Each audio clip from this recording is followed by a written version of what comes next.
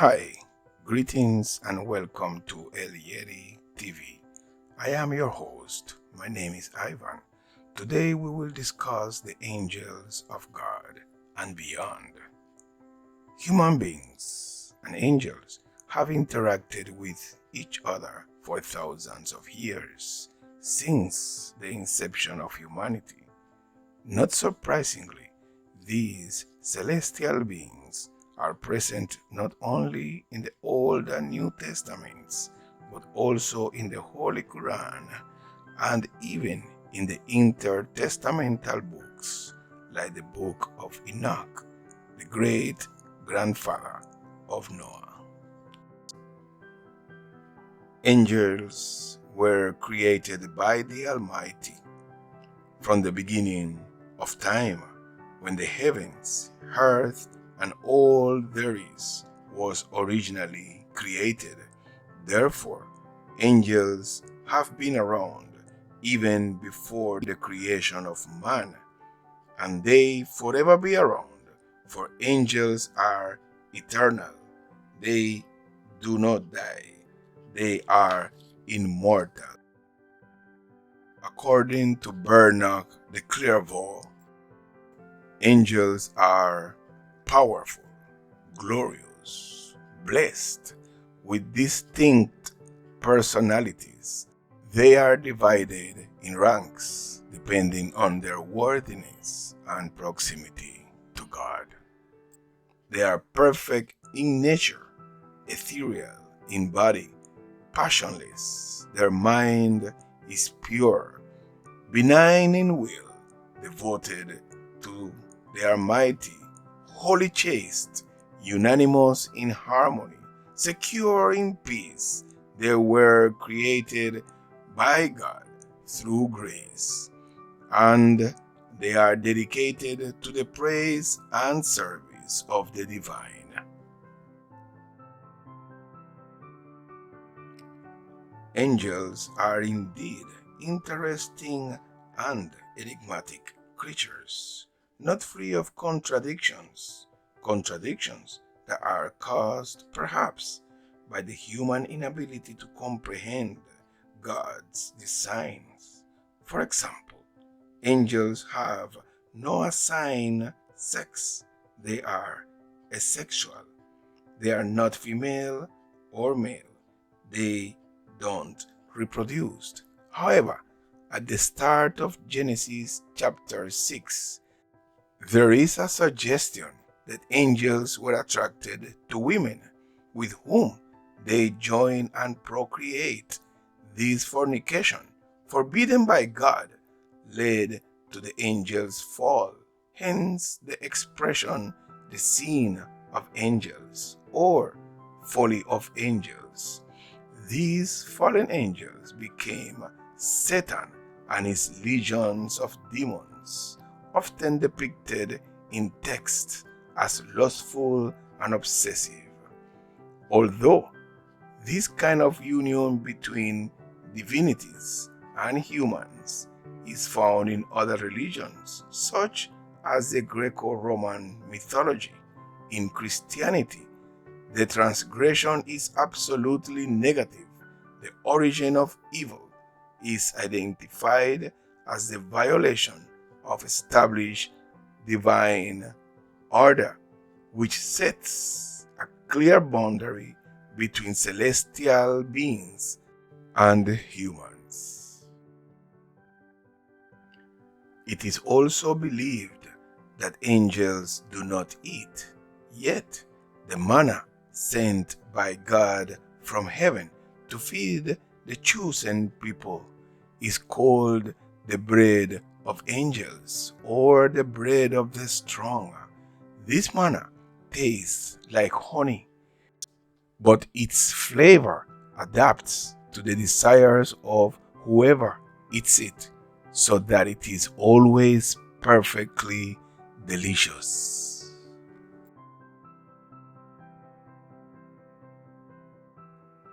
Angels are invisible to human eyes, yet they can make themselves felt and visible if so needed.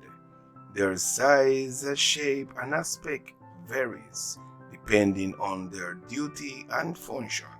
It is believed that most angels have an appearance and form similar to a man, but others are larger than life, bright, shiny, and fiery. Some have wings, but not all. Angels are wise and intelligent beings, and they take great and particular interest in human affairs. They have been, are, and forever be involved in our lives. Angels are helpful companions to humans, watching over us when we sleep. They also wake us in the mornings. They protect, intercede, and stand by us in our daily life, giving us instructions and revealing great mysteries. And when we die, our soul is carried to the heavens by angels called psychopomps, clearing the pathway in the long ascension to protect human souls from demons. Some even believe that in the ascension to heaven, several thresholds must be crossed, and in each protective seals must be presented and complex formulas pronounced in the process of conducting the initiate soul toward the divine chariot and throne of God.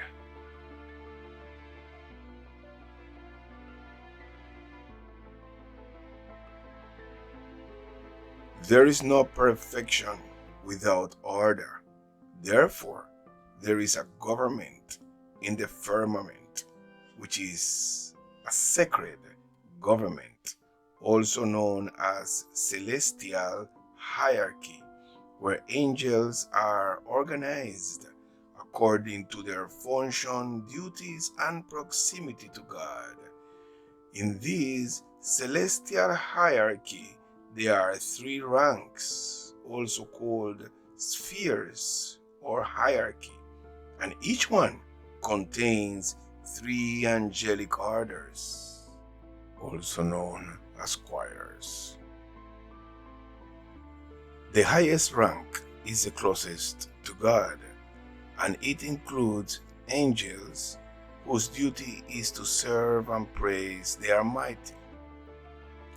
The angelic orders in this rank are seraphim, cherubim, and thrones. The middle rank represents the handlers of heaven's business or interests. This includes dominations, virtues, and powers. The lowest rank is the closest to humans, and therefore they directly attend to us. In this rank, the angelic orders are Principalities, Archangels, and the Guardian Angels.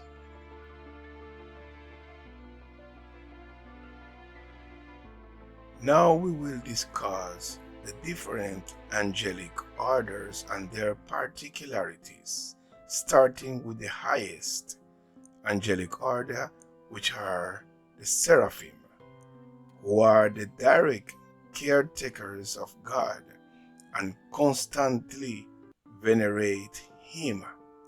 Seraphim hover above the chariot of God and shelter it with their unfurled wings.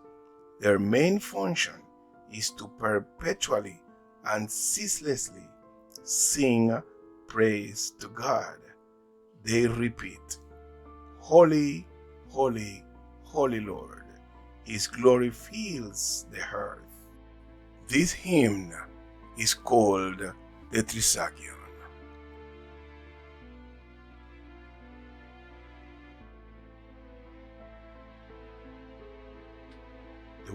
word seraphim means burning one, for they burn in their love for God, also representing his wrath and purifying fire. They were described by the prophet Isaiah when he visited the heavens, and they are described as having 6 wings. 2 wings to cover their eyes so they don't look directly upon the face of the Almighty. 2 wings to cover their nudity, and 2 wings to help them to fly. Seraphim are depicted red or even on fire.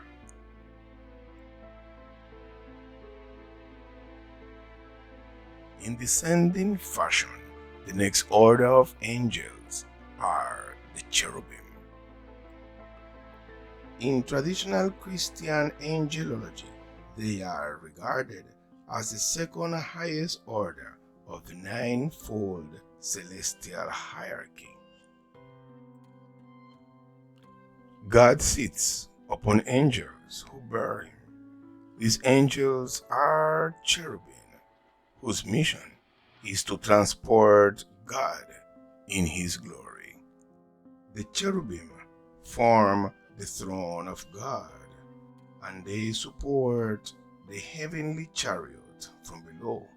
They serve in the place of wheels. These wheels are driven by spirit. They do not turn. Their motion is evidence of divine majesty. Cherubim are indeed faithful guardians, not only of the throne of God, but also of other holy sites. That is why, after Adam and Eve were banished from their earthly paradise, cherubim were posted to guard the tree of life with their flaming swords. They are also the guardians of the Ark of the Covenant, the wooden coffer containing the tablets of the law. Regardless, the truly frightening and impressive aspect of cherubim, from the Renaissance period onward, cherubs have been represented as plump-faced, smiling infants with rosy cheeks, of a small stature and curly hair, often adorning our greeting cards or the keystones of churches. They really represent a fusion of several winged beings from different cultural traditions. For example, the Greco-Roman mythology accounts numerous winged divinities like Eros, Cupid, and Mercury. These are not the messengers of God on earth. As described by the books of Ezekiel and Revelations, cherubim are tetramorphs with 4 pairs of wings, and their body is made of 4 animals: a human side at the front, a lion side on the right, a bull side on the left, and an eagle side in the back. Their legs are straight and their feet like those of a calf, shining like polished brass. Christian tradition insists to interpret these as a symbol of the 4 evangelists, or the 4 pillars of divine glory. Cherubim are blue, like the sky. In occasions, they are also depicted in red color, representing the burning love of God. According to Ezekiel, their vigilance is symbolized by numerous eyes in their whole body. On their back, their hands, their wings are full of eyes round about. Thanks to them, nothing escapes God. Hence, They represent fullness of wisdom and knowledge. Perhaps these are the reasons that qualified cherubs to, on behalf of man, implore God to forgive and protect the righteous of the human race.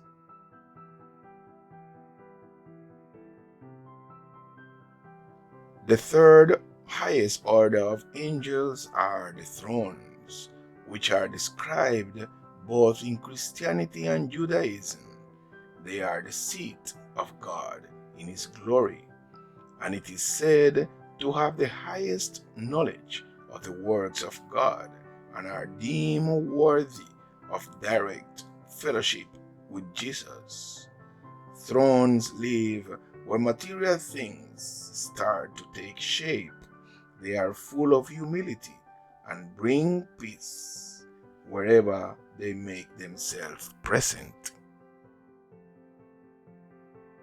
Thrones angels see and adore God directly and are known for their wisdom and justice.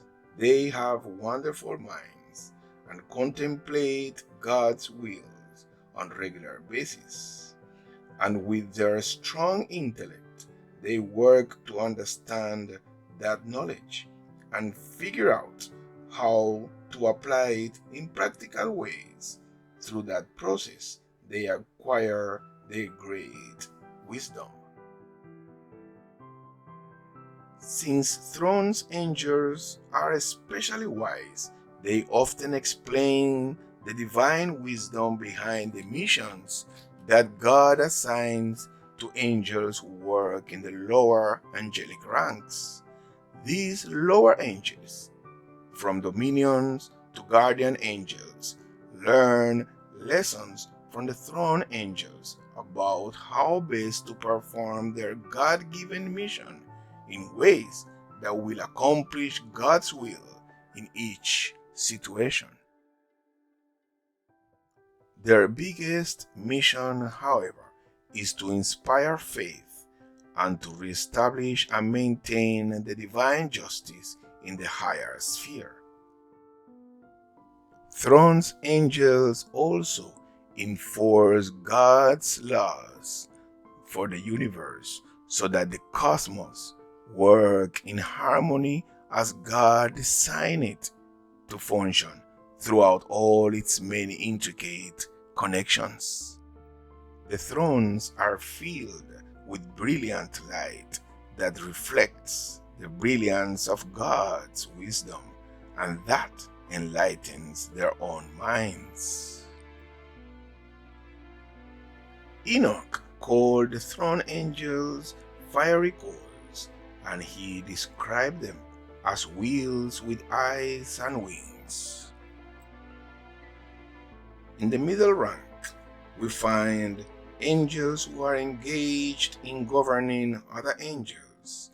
This middle rank is formed of three choirs of angels. The top choir, dominations or dominions, they take preeminence, and their function is to transmit orders. Below the dominations, we find the next choir, which is the virtues, who carry the orders out.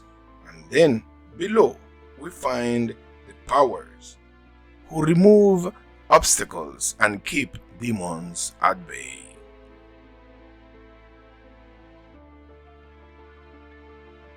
Dominions angels help to keep the world in proper order. They are known for delivering God's justice into unjust situations, showing mercy towards human beings, and helping angels in the lower ranks to stay organized and perform their work well. Dominions work to do what is truly best in difficult circumstances, to do what is right from God's perspective, even though humans may not understand. It is believed that an example of Dominion's angels at work in carrying a God-given mission was the destruction of Sodom and Gomorrah, two ancient cities that were filled of sin. But before obliterating them, they warned Lot and his family, the only faithful people living there, about what was going to happen, and they helped these righteous people escape.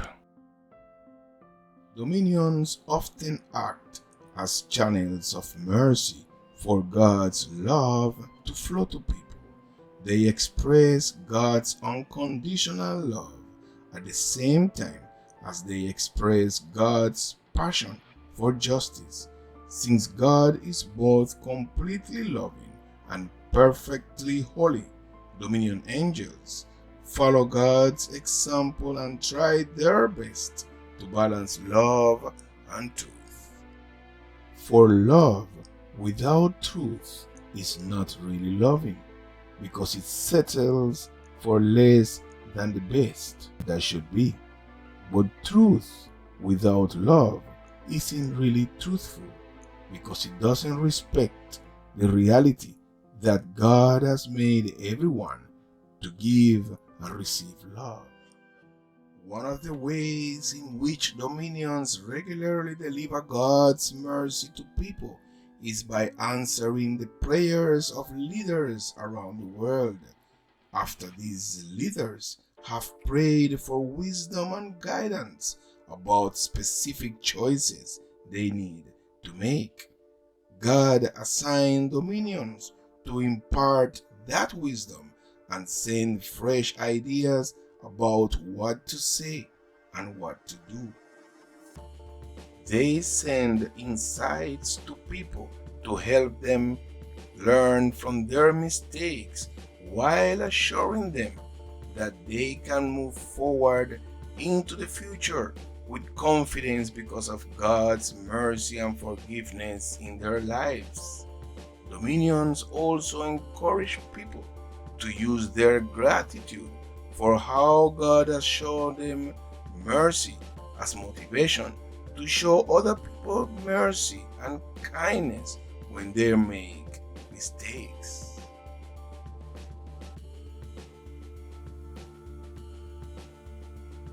The Virtuous Angels, also called strongholds, are responsible for maintaining the physical laws of the universe.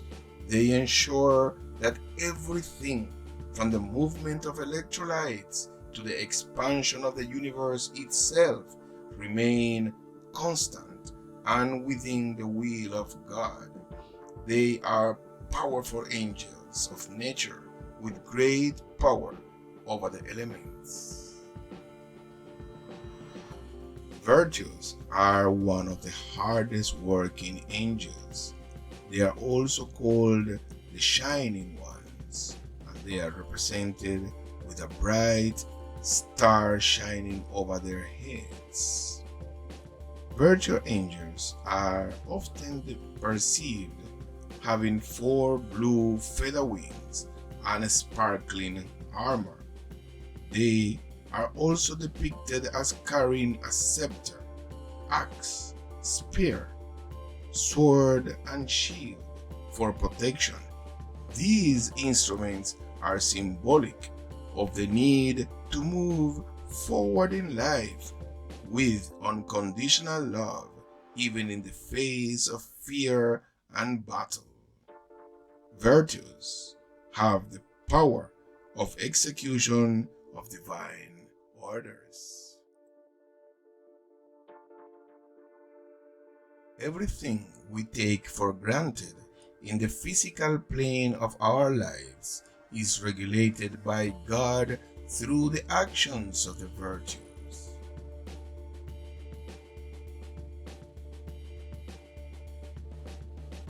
The powers angels are also known as the guardian of the heavens, the divine warriors, and authority.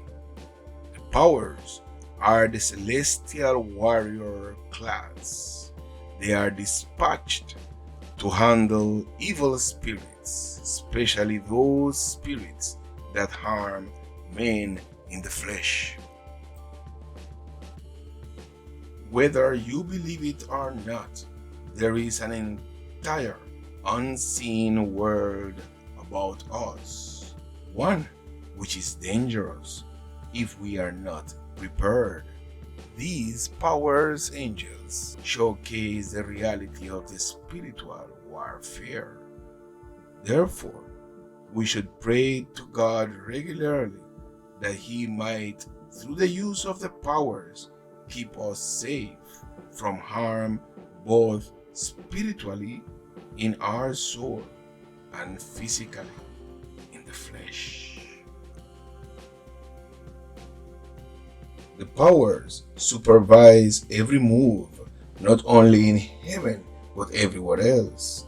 They look like beautiful human beings, and they are depicted wearing armor, helmets, shields, and weapons. The third and the lowest rank or sphere is made of the principalities, the archangels, and the guardian angels. The principalities is the first angelic order in the celestial hierarchy that comes to earth and interact with human beings. Under the supervision of dominions, they directly watch over and rule nations, groups of people, and institutions. But they also rule over some groups of angels in heaven and on earth. They appear to be messengers between the higher spheres and the lower angels. Principalities are also known as princedom or rulers, and while absolutely pure, wise, and powerful, these angels are one of the farthest from God in the angelic hierarchy, and so are better able to communicate with man in ways we can not only understand but also withstand. When God communicated directly with Moses, the barest glimpse of God turned Moses' hair white. There is a reason God communicates and acts through the different levels of angels. These angelic beings are shaped like rays of light, and just like a principal in school, it is the principalities who oversee everything.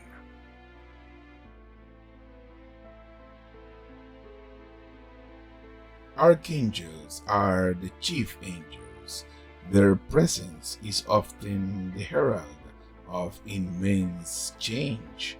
They transmit knowledge and reveal God's prophecies. They are workers of miracles, causing events to occur on behalf of humankind. Due to the fact that they appear the most to humans, they have become the most popular of all the angels in the celestial hierarchy. But they are not high in this hierarchy. They are next to last. But by being that close to humans, makes them present not only in the heavenly world, but also in the physical one. Archangels are the only angels mentioned by name, a sign of their relevance. According to theologians, there are 7 archangels, which is a sacred number. Different beliefs recognize some, but not all. There are 3 uncontested archangels. These are Michael, whose name means gift from God, Gabriel, which means God is my strength, and Raphael, whose name means healing of the Lord.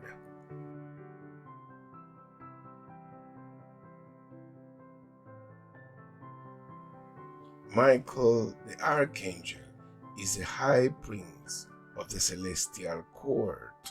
In the book of Daniel, he is presented as the greatest of all entities, the patron and protector of Israel, and is one with the angel of God. Michael is the champion of the forces of God. He heads the heavenly army as the angel of peace to guard the chosen people. As the Prince of Light, he is the opposite of the Prince of Darkness. Saint Michael is often shown weighing souls, a process called psychostasia. Saints and virgins are exempt from this appraisal. Their souls go directly to heaven, accompanied by singing angels. Saint Michael often escorts these souls as they rise. Many church fathers call on the angels to evaluate the souls of the deceased so they may account to God for their actions. The name Michael is of Hebrew origin, and it means he who is like God. Archangel Michael is the only angel who is mentioned by name in all three of the major sacred books of the world's religions, meaning the Torah, the Bible, and the Quran. In all these faiths, believers consider Michael a leading angel who fights evil with the power of good. Saint Michael is an exceptionally strong angel who protects and defends people who love God. He is powerfully concerned about truth and justice. Michael is a spiritual warrior in the battle of good versus evil. He is considered a champion of justice, a healer of the sick, and the guardian of the church. Archangel Michael, who is known as the angelic warrior who defeated Satan, is represented in most depictions as fully armed with helmet, sword, and shield. Sometimes his face is disfigured by long ears, horns, and wide open, wildly rolling eyes, with his tongue hanging out of his mouth. However, in another side of Michael's nature dwells mercy along with patience, especially when someone dies.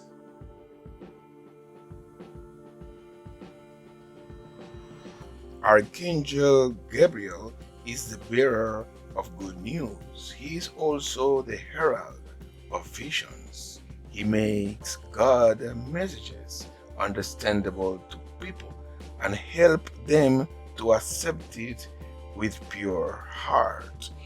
Gabriel's name means strength of God, and he is present in several major religions like Judaism, Christianity, and Islam, but also in the Book of Enoch and other ancient Jewish writings. Gabriel the Archangel is considered the right arm of God. His chief role is to serve as God's messenger, bringing good news. In the Bible, he interprets Daniel's vision and reveals the coming of Christ. It is he who announces the birth of Saint John the Baptist and the birth of Jesus. In Islam, Gabriel is called Gabriel, and is he the most important of all angels, the one who transmits the divine revelation to the prophet. He is sometimes called the Holy Spirit of the Muslim religion. Gabriel is the archangel who announced to the Virgin Mary that she had been chosen to bear the Son of God. This is known as the Annunciation. He is depicted as dressed in blue or white, and these are symbols of spirituality and purity, of a new beginning, of clarity. And carrying some of these: a lily, a trumpet, a shining lantern, a branch from paradise, a scroll, or a scepter.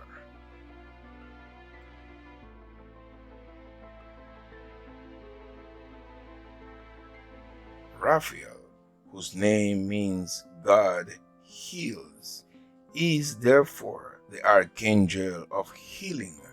He works to heal people's mind, emotions, spirits, and bodies, so they can enjoy peace and good health to the fullest extent of God's will for them. Saint Raphael's energy corresponds to the green electromagnetic frequency on the angel light rays. Archangel Raphael is depicted holding a staff that represents healing, or an emblem called caduceus that features a staff and represents the medical profession. Sometimes Raphael is depicted with a fish, which refers to a scriptural story about how Raphael uses parts of a fish in his healing work. Oftentimes, he is represented holding a bowl or a bottle. Archangels Michael, Gabriel, and Raphael were declared saints, not because they lived in earth as men, but in honor of their work helping humanity. The feast of these three archangels is celebrated on the 29th of September. The fourth archangel, Uriel, whose name means God is my light or flame of God, is not recognized by the Roman Catholic Church, but he is much in evidence in Eastern Christianity, guarding God the All-Powerful, alongside the three main archangels around the Pantocrator. The names of the remaining three archangels vary somewhat depending on the text, but they are often called Barachiel, Jehudiel, and Selaphiel. Barachiel means blessed by God or blessings of God. He fights idleness, indifference, and wavering faith. He encourages believers to be attentive to God's wills. White roses are hidden in a fold of his mantle. Jehudiel, which means laudation of God or God of the Jews, he fights envy and jealousy and is called upon exorcisms to drive out a jealous spirit. He encourages kindness and acceptance of divine decrees. In his right hand is a crown, bestowed in recompense to those who have been faithful to God, and in his left he holds a lash with 3 thongs to punish wrongdoers. Selaphiel, his name means prayer of God. He helps believers remain abstinent to fight vices like alcohol and sex addiction. He distributes divine grace and offers human repentance to God. He sometimes holds in his right hand a basket of flowers, symbolizing one's delight in God. Otherwise, his hands are clasped in prayer.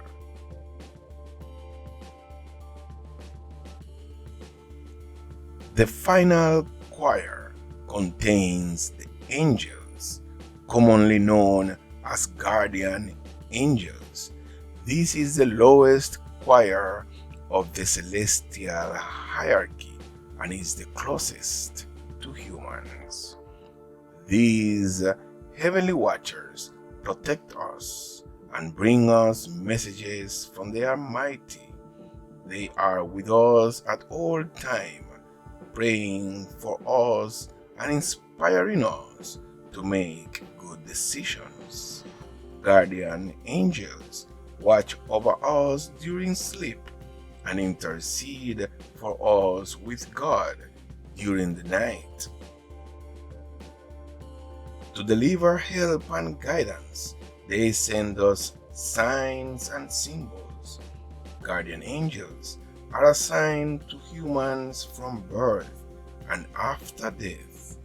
They conduct the souls of the dead to the supra-terrestrial world.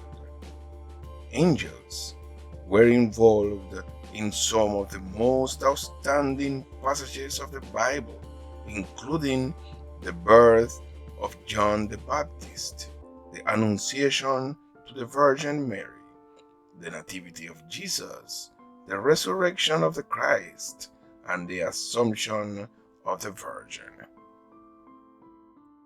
In the Apocrypha, every human being is watched over by two angels, one on each shoulder. One angel accuses, the other defends. God hears the respective pleas and decides the sinner's fate. Similarly, in Judaism and Islam, each person is accompanied by an evil angel or demon who tests the will, and a good angel who preserves purity.